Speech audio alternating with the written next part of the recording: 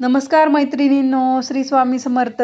शनिवारच्या भागात तुमचं आपल्या चॅनलवर पुन्हा एकदा स्वागत आहे. पुन्हा मी तुमच्यासाठी 2 बॉर्डर रांगोळ्या आणलेल्या आहे. एकदम सोप्या, सुंदर आणि फक्त बोटाच्या साहाय्याने कशी बॉर्डर करायची आपण ते बघणार आहोत. तर ह्या दोन्ही रांगोळ्या तुम्ही स्किप न करता बघा. आणि जर रांगोळ्या आवडल्या तर तुम्ही लाईक करा, कमेंट करा. चॅनलला सबस्क्राईब नसेल केलं अजूनही, विसरला असेल काही घाईगडबडीत, तर चॅनलला सबस्क्राईब करून टाका.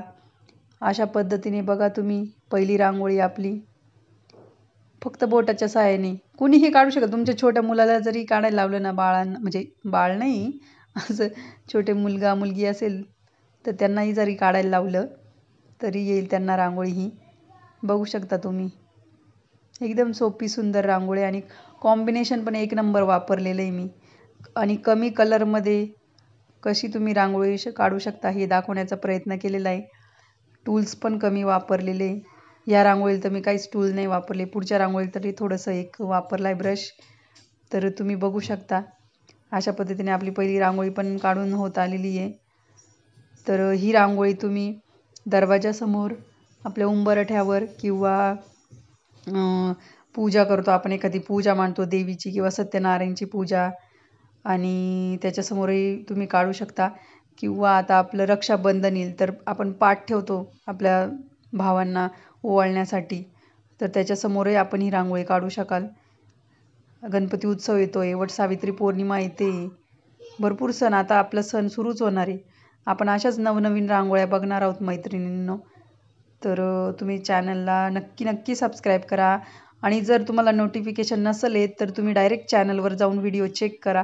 रोज 1 वाजता तुम्हाला आपला व्हिडिओ बघायला भेटणार आहे. तुम्ही नक्की बघा आणि व्हिडिओ स्किप न करता बघा, म्हणजे तुम्हाला ईच अँड एव्हरी स्टेप बघायला भेटेल. तर बघा ही दुसरी रांगोळी आहे. आपण तीच डिझाईन वापरतो पण वेगवेगळी रांगोळी. तुम्हाला एकही रांगोळी माझी म्हणजे अशी रिपीट झालेली दिसणार नाही. म्हणजे तुम्ही आधीची पण व्हिडिओ चेक करू शकता. तर ही रांगोळी कुणालाही जमेल, एकदम सोप्या रांगोळ्या आहेत. हे बघा मी राणी कलर आणि आपला तो एक तयार केलेला कलर फेंट कलर, त्याचं कॉम्बिनेशन वापरलं आहे, लव्हेंडर कलर.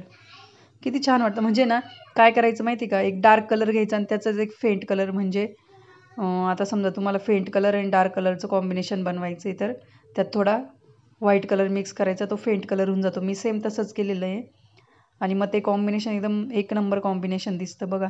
फक्त हे ब्रश वापरला इथं मी, हे टूल बरं का, बाकी कुठलाही टूल वापरलेला नाही रांगोळी काढण्यासाठी. तुम्ही बघू शकता.